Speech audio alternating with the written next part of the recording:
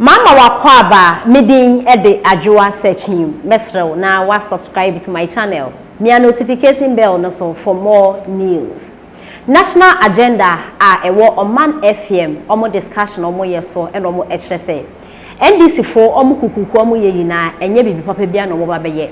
Eye Sami Jenfi oye communications officer de ma NDC amayoku no. Sika and oba bedi eba beto kasa kese ebetoto efia kese eye efene say okujato ablakwa abrokwa ekwakwa ware onje chese onye adwuma ena ne din enko payroll so da enso tumi chata planes ede enkofo koni krom koye na yere ho ade because of politics nti NDC for the enya de omba power ombebo oman no ho bra bia sekedi ena ombedi nti se Ghana fo ya adwen se beto aba ne de ama NDC ama yoko 2024 de a yen kan hu se hardship ayeba be komeno ene nka crisis ye beto yen e wo NPP ama yoko esukra MPP pen sukra no anka eye enti no se pese Sami Jenfi mo omo be enjoy omo akwotino position na ache omboto ma ye dry nto me feel wo pocket de a ene 2024 ye to aba na e mo omo a eseyan kasa ye ko crisis mo a enya de Ghana fu ebi mo e form ho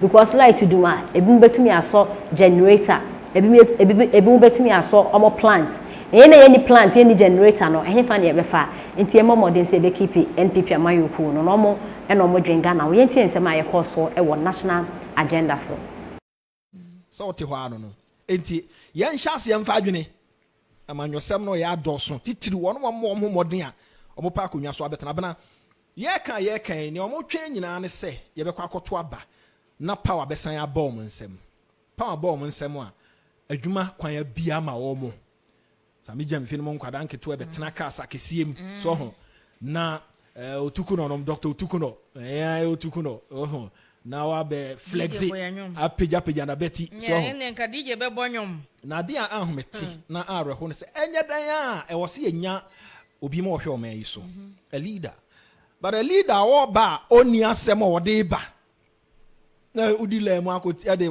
nsa ko team abaso na ade ama no oba no okunkon ekura ne flags na ade awreho ne se okogina international platforms wa was ma yasa yiram paper kan ho oguye nyina ni mu ase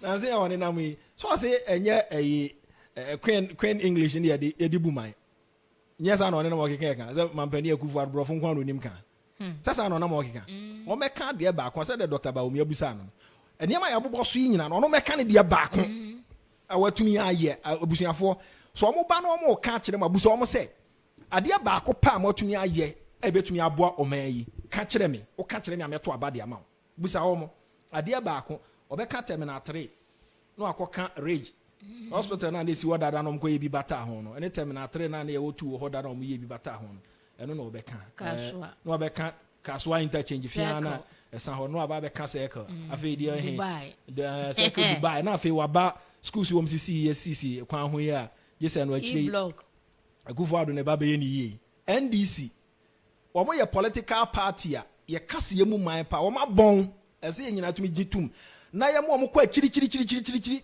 ekosua se de ebu man na chiri omo san aba efri se sa wodo omo toto de MPP ye ho na se enyamanyosem na wo se obeye na wa ye wadwen se opese opush omo yi man ko na nimu a never na titiru ene ora John Dramani Mahama wa ye bi pen ama ye hunu ade a eye ni je na homeka ene se aban yi ba ya na yen kania edum na so se osiesie ye oduma siesie dabi ora Mahama so oyifiri ho ansa na woko na no interview no okoye wo Uganda no je sa no kan o si dum so no oyifiri ho ansa na woko efiri se onim se sa abre no sebe na ye nyina no kania so aye hu ene dum so aye hu enti ye nyina no ayese ye de bibia boyani ene ye de agusum mu enti eduma ye hu eso aye hu ene ono aba ba bia ye wono ka kire se kane anama so ade no so yakato ani nti hu nti wo ka so aso awu hu ene adum so awu hu ene wakotena Uganda na wo ka kire se oyifiri ho ansa na okro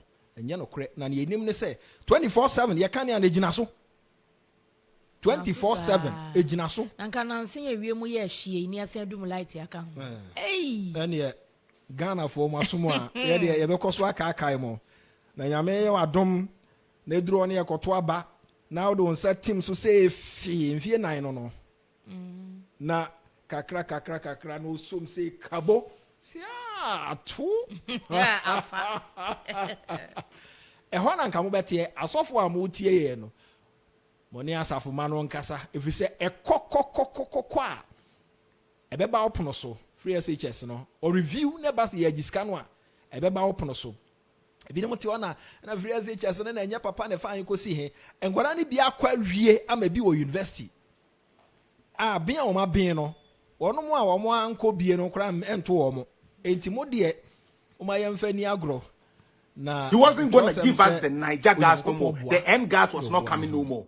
Were we not here? And I said, all of a sudden, Felix Apia is now Buhari to write stories for Buhari to come and say, what kind of stupidity is that?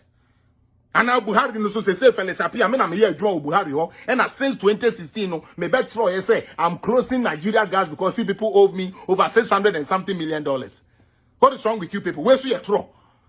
Eye trust e kufu ado ba yo kotua mu half ma ye bie gas ne mende can you see so we so ye try na what kind of stupidity is that? Like seriously, what are you people really doing in Ghana? And also ye den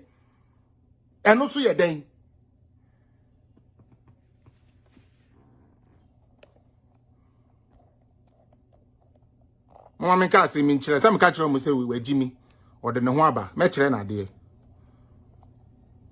publication away. In pay way. Good. About unpaid. Asiakwa, you don't even know the country you are living in. You are just making noise. You don't even know the country you are living in. What the answer will be today? They also MPI, you know, government releases car. Why? So whatever that hasn't been paid, those caterers that asked for DS, it has been sent. Money has been sent. Funds has been released, and it is hitting people. Say, we don't come sit here to talk. Me Jimmy, this is 3 news. This is 3 news. Mwankasa NDC for Mwankasa. This is your own. You need 3 news. It's not me. 3news.com. Why? 3news.com. I have also given my source. Now, let's go back again. Let's talk about school feeding program that Mahama is making noise about. Sure? SSO. Free education for every and don't let cars say free education for can where your mom where your JSS, your primary ni your nursery near the idea yes I do no in Miania yenwa mom no and kwadam mako over 3 million and a kufado as at 2020 na all show mo. Mahama o free so no na eye 1.7 utie na eye 1.7. Don't let us fool ourselves here. Makachiremo mutie, don't let us come here and fool ourselves here. Another piece of information. Come on.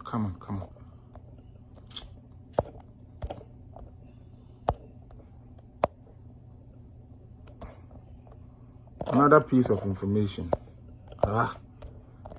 Neighbor, no. Oh. Okay. In 2016, 1.6 million primary school children